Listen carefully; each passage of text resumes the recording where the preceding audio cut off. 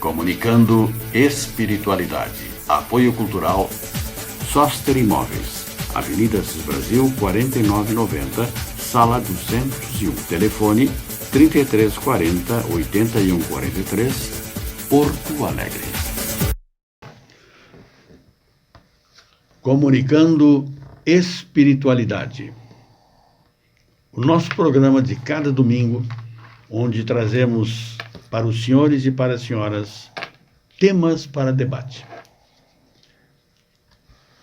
Professor, seu bom dia. Bom dia, amigos.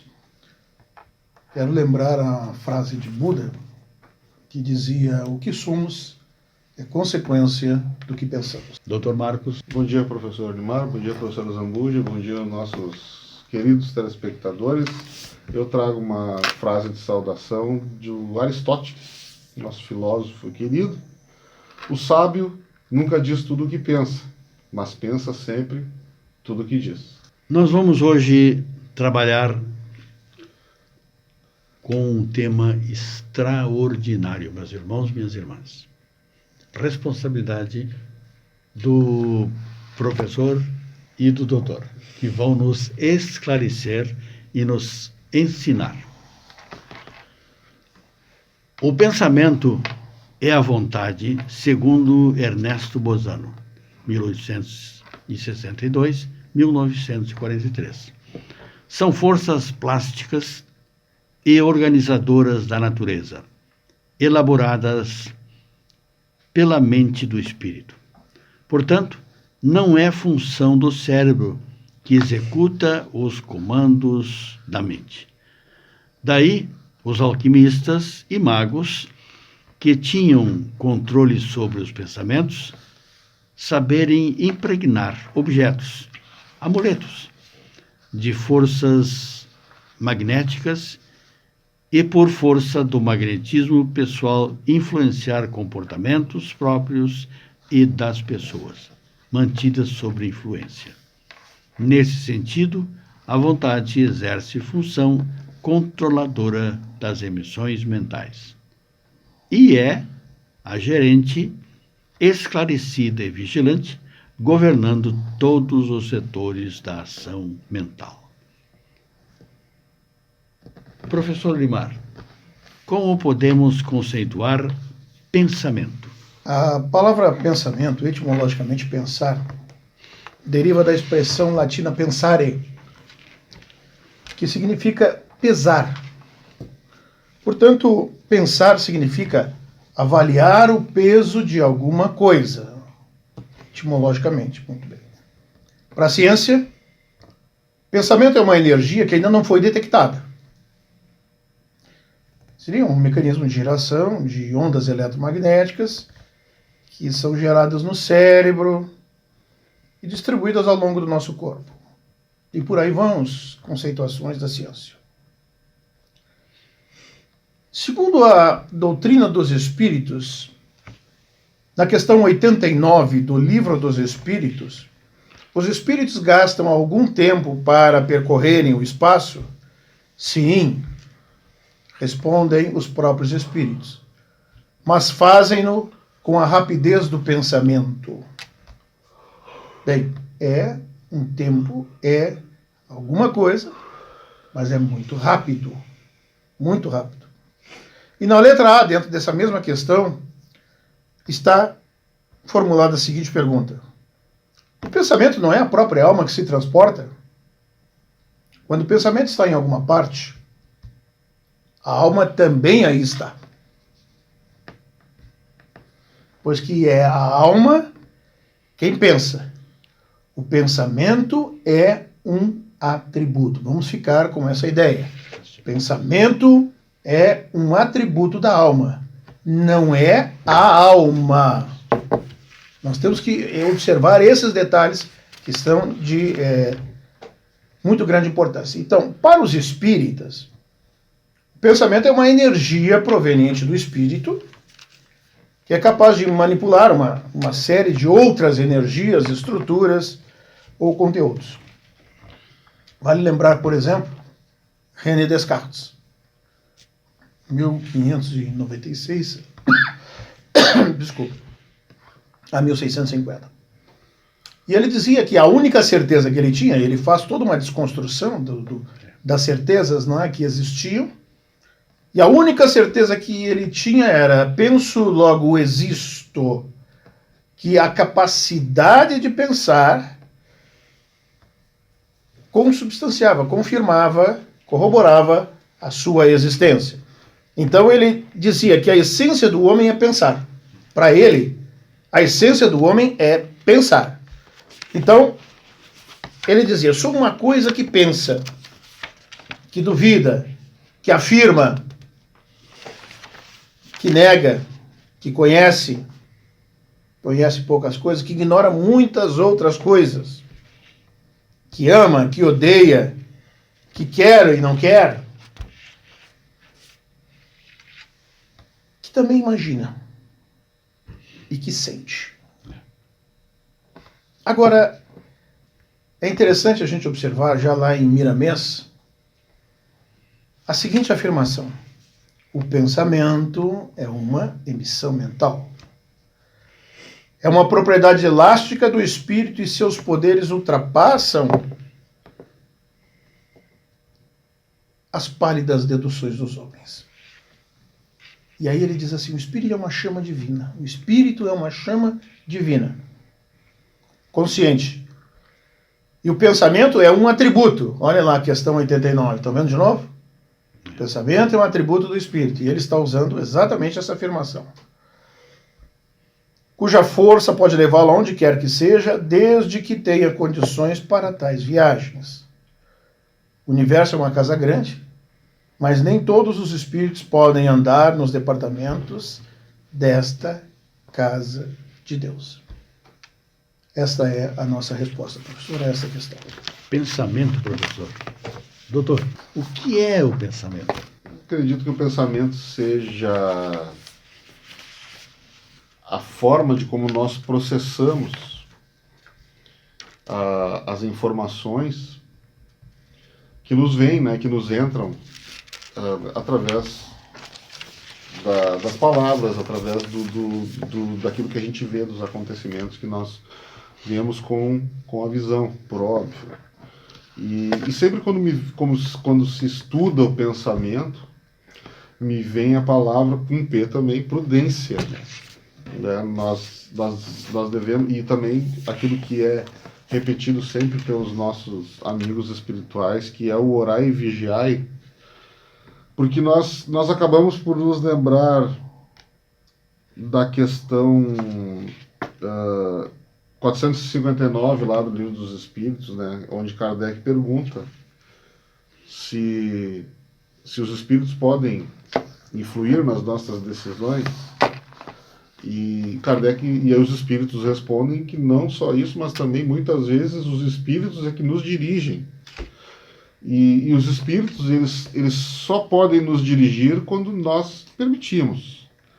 Nós temos que permitir a nossa... Por isso o orai e vigiai. Vigiai o quê? Vigiai os nossos pensamentos, os nossos próprios pensamentos. Para que esses pensamentos se tornem atitudes corretas. E nós não sejamos levados por sentimentos pueris, por sentimentos pobres, e aí abrindo o canal para ideias que não sejam ricas também, que sejam ideias pobres, e aí então nós temos atitudes equivocadas, né? Mas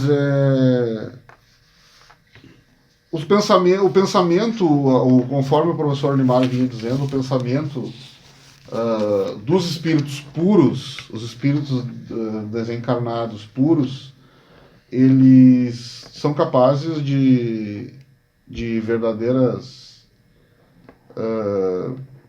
proezas, né? O deslocamento deles pelo espaço, como o professor Niemeyer falou, se dá pela velocidade do pensamento. A velocidade do pensamento seria mais rápida que a velocidade da luz, porque é só você imaginar, você pensou, você já está. Você pensou isso, e para isso não importa a distância.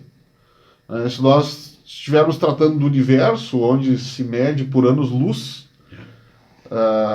as distâncias e e distâncias imensuráveis, porque nós não temos noção do tamanho, uma noção de uma parte do universo, do que é o universo. Os espíritos que têm uma capacidade maior, eles pensam num determinado local e imediatamente eles estão lá. Então, e dentro disso também, eles pensarem, o espírito pensa em uma certa localidade, né, ele pensa em um determinado local, e ele fica sabendo do que se está se passando naquele local. Né, e o que está acontecendo com as pessoas, enfim e tal. E eu achei interessante que o nosso professor Neymar colocou no final dessa parte que fala, que estuda o pensamento desses nossos espíritos superiores, desses espíritos mais puros, né? E ele colocou assim, o poder da mente do espírito puro é sem limites. Porém, mesmo dotado de todas essas conquistas, respeita dentro da ordem do universo os seus irmãos menores, somos nós, né? Que estão passando por certos aprendizados sob o controle da dor. Vejam, a dor é um aprendizado. Se não houvesse a dor, nós não nos arrependeríamos de muitas coisas que nós fazemos e nós não avançaríamos. Então, até nisso, o pensamento interfere. Como o nosso pensamento assimila a dor? Como nós recebemos uma notícia da qual nós não estamos esperando e não gostamos? Adversidades, dores, doenças, né? Pessoas que nos decepcionam. Você recebe isso com o sentimento de raiva, com o pensamento de rancor, com o pensamento de ódio, com o pensamento de vingança, ou você percebe isso e pensa nisso como um aprendizado? Como você recebe as coisas, faz com que você mude o seu padrão de vida, professora Zambujo. Nós vamos para o nosso intervalo. Até já. Comunicando espiritualidade. Apoio Cultural Soster Imóveis. Avenida Assis Brasil, 4990, Sala 201. Telefone 3340-8143, Porto Alegre. Estamos retornando com o nosso programa desse domingo, Comunicando Espiritualidade. E hoje, senhoras e senhores, meus irmãos, minhas irmãs, nós estamos debatendo um tema extremamente atual, mas complicado. E dentro desse limite de perplexidade, eu estou perguntando ao professor, podemos afirmar que somos pensamento e vontade? Pensamento é um atributo do espírito. Ele é o subproduto do espírito, né? E ele é energia. É a fonte de fenômenos paranormais, por exemplo, né? E anímicos também, produzidos pelos sensitivos, né? Então, a energia é o subproduto da ação e da vontade, direcionada para essa ação. Pois muito bem. Assim podemos então falar em pensamento e vontade. Ação, mas essa ação precisa de energia para que ela seja realizada. Vontade para que ela seja realizada. Então, vontade, um foco e concentração. É isso que nós precisamos. Elas vão promover alterações, pode ser alterações neurológicas, por exemplo. Nós não falamos em força do pensamento, mas em força da vontade. Nosso tema é força do pensamento, mas na realidade isso joga para força da vontade. Então, essa vontade tem que focar no ponto, concentrando todas as suas energias. E com vontade forte, nós conseguimos. Agora, se a vontade for fraca, fica comprometido este trabalho, digamos assim. Então, até o próprio Miramês mesmo comenta essa questão, e é interessante a gente ver, né? Que ele diz assim, pelo pensamento podemos deduzir que somos individualidades separadas da matéria. Porque lá na questão 26 do Livro dos Espíritos, Allan Kardec pergunta isso, né? Se a gente pode conceber o espírito sem a matéria. E o espírito, sim, pelo pensamento. Ou seja, pelo pensamento nós temos essa capacidade de fazermos essa distinção. Né?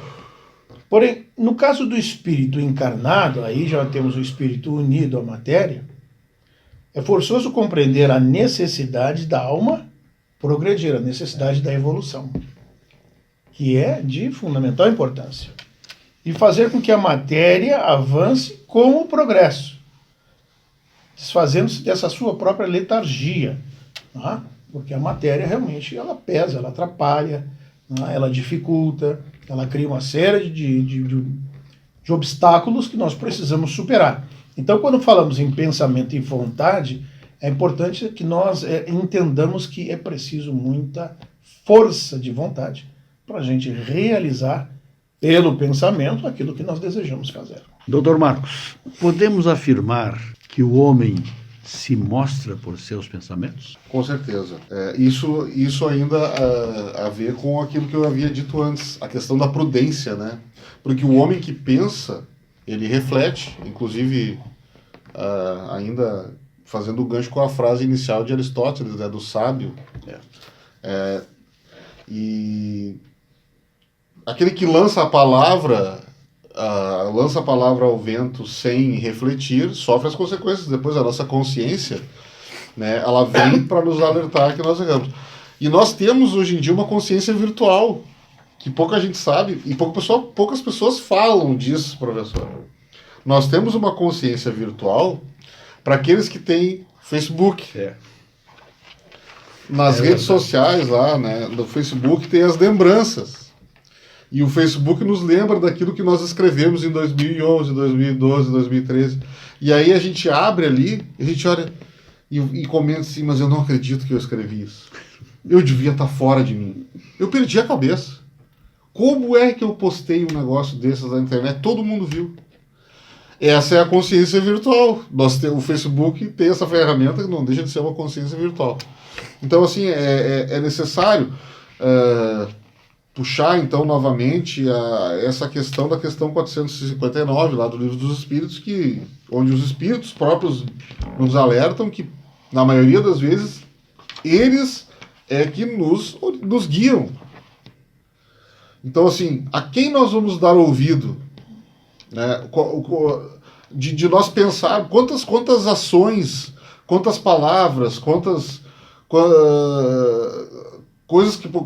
publicações, postagens na internet poderiam ser evitadas, as confusões que disso se gerou, né, as consequências que ocorreram, se nós refletíssemos por segundos. Então, assim, é interessante que nós tenhamos esse senso de balança, né, de peso, e também para que nós tenhamos esse senso, essa balança interior dentro de nós, para que nós vigiemos os nossos pensamentos, nós precisamos estudar. É necessário que nós tenhamos uma base de conhecimento, né, uma base epistemológica, para que nós possamos ser pessoas sensatas. Né? Ninguém é sábio do nada, como Aristóteles. Aristóteles pensava, e muito, vivia pensando e refletindo. Então, assim, para que nós desenvolvamos esse senso, é necessário que nós pensemos, que nós reflitamos. Porque se nós ficarmos repetindo, sem averiguar, aquilo que a gente vê na internet, como se fosse um papagaio, nós nos tornamos massa de manobra. Aquilo que o professor Olivário chama de gado, né? O gado que é levado. Então, assim, saiu uma notícia, e a pessoa pega e repete essa notícia sem ver se a fonte se ocorreu e tal, como nós já fizemos o programa das fake news aqui. E isso faz parte da reflexão, do pensamento, do averiguar. E outra coisa, será que realmente é necessário que eu publique isso na internet, ou que eu fale isso? Porque o sábio também exerce o exercício do silêncio. Então, assim, se eu for romper, o silêncio é uma coisa sagrada. Se eu for romper o silêncio para dizer alguma coisa sobre algo ou alguém, é necessário que nós reflitamos se vale a pena que nós rompamos o silêncio para falar aquilo, se aquilo vai acrescentar, se aquilo vai agregar. Isso tanto faz se é numa reunião, se é na internet, se é onde for. Né, se é no WhatsApp, que é onde dá mais problemas das interpretações erradas, porque nos expressamos de forma errada. Então, assim, o pensamento, ele faz parte nós estamos pensando, até quando estamos dormindo, 24 horas. E faz-se necessário que nós sejamos prudentes, que nós vigiemos os nossos pensamentos, primeiro para averiguar se eles realmente são nossos. Né? Porque às vezes a gente está naquele dia assim, que parece que fica meio triste, dá início de tristeza, de depressão, mas espera aí, só um pouquinho. Eu estou bem, eu tenho saúde, estou trabalhando, né? Estou tranquilo aqui, e aí eu não estou triste. Essa é a vigilância que nós devemos ter sobre os nossos pensamentos, e isso sobre tudo, sobre raiva, sobre ódio. Será que vale a pena, né? Então, é interessante que nós tenhamos esse controle, sejamos um pouco, coloquemos na balança o racional e o emocional, né, para ter aquele equilíbrio, mas que nós tenhamos controle sobre nós mesmos e as nossas atitudes, para que nós não sejamos tidos como pessoas desequilibradas, né, professor Zambujo? Professor Limar, a partir do raciocínio do Dr. Marcos, o pensamento é capaz de levar coisas positivas ou também pode levar coisas negativas para a comunidade. Por isso, qual é a importância de nós que estamos integrados nessa comunidade em controlar o nosso pensamento, hoje, com essa afirmação do Dr. Marco, da internet? O importante aí, eu voltaria um pouquinho na questão 459, né? Interferem os espíritos em nossos pensamentos e atos, mais do que imaginais, de ordinário são eles que vos conduzem. Então nós seríamos, de certa forma, influenciados pelo pensamento dos outros espíritos também. Porque os nossos pensamentos existem. Emitimos essa energia, atuamos. Mas recebemos essas influências que são muitas vezes muito intensas, muito fortes, a tal ponto que nós não percebemos que estamos fazendo o que eles querem. Então a questão é, esse tipo de influência, como é que eu posso distinguir essa influência? Como é que eu posso identificar? Quer dizer, vamos por uma aplicação um pouco mais prática disso que nós estamos conversando hoje. Tá? Não esgota o assunto, muito antes, pelo contrário, a gente está só na superfície, esse é o verniz da questão. Então, aplicação prática. Como é que eu posso distinguir se o pensamento sugerido é de um bom espírito ou se é de um mau espírito? Primeira coisa, os bons espíritos só aconselham para o bem. Nunca aconselham para o mal. Considerem, avaliem, observem a natureza dos seus pensamentos e vejam que tipo de pensamentos são. Porque se for um pensamento para o mal, não é de um bom espírito. Agora, por que um espírito imperfeito tenta nos induzir para o mal? Por que, afinal de contas? O que os espíritos respondem? Questão 465. Para que sofrais como eles sofrem. Meus irmãos, nós estamos falando de inveja. De não querer que o outro vença, avance, progrida, aonde eu tive uma derrota. Por isso ele nos induz o quê? Ao erro. Por isso esses pensamentos estão presentes muitas vezes entre os nossos. Como é que eu vou fazer a distinção? Olha, geralmente o primeiro é nosso, o segundo não. Dizem os espíritos, né? Eu não estou inventando essas coisas. E eu sugiro, olhem no livro dos espíritos. A intervenção dos espíritos, influência dos espíritos em nossos pensamentos. Sei lá no capítulo 9 do livro dos espíritos. Mas a questão ainda vai um pouquinho mais adiante. Como pode o homem eximir-se da influência dos espíritos que procuram arrastá-lo para o mal?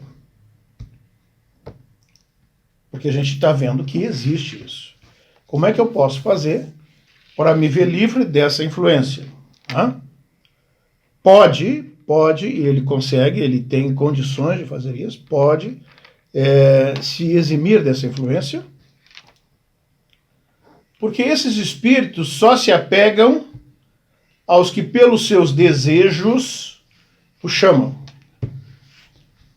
E, finalmente, aos que pelos seus pensamentos os atraem. Então, controle dos desejos, controle dos pensamentos. Essa é a receita. Nós estamos já chegando no final do nosso programa de hoje, onde se debateu o pensamento para as suas despedidas hoje. O Chico disse assim: aprendi a deixar os dias mais leves. Comecei a acreditar que ser feliz é descomplicar a vida de dentro, do lado de dentro, pelo lado de dentro. Vamos começar a pensar nisso. Dr. Marcos, para as suas despedidas hoje. Eu tenho uma frase do escritor americano Will Stanley Anderson, que disse, certa feita, a melhor maneira de melhorar o padrão de vida está em melhorar o padrão do pensamento. Bom domingo a todos, um grande abraço. Tenhamos todos um ótimo domingo, uma excelente semana e no próximo domingo estaremos novamente aqui. Bom dia.